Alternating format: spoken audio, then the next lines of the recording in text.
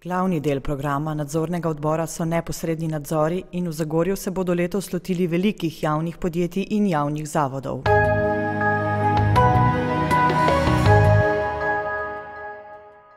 Opravili bomo revizijo poslovanja komunalnega podjetja Zagorje, ki je eno največjih javnih podjetij v lasti občine Zagorje.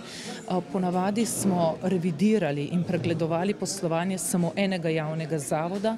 Letos bomo to opravili na dveh primerih. Pregledali bodo tudi poslovanje Kulturnega centra Delavski dom Zagorje in Zdravstvenega doma Zagorje. Sredstva za delovanje občinskih nadzornikov ostajajo enaka kot lani, 10 tisoč evrov. Pod drobnogled bodo vzeli še krajevno skupnost Čemšenik. Pri proračunski postavki se bomo lotili podrobnejšega pregleda postavke plače uslužbencev občinske uprave.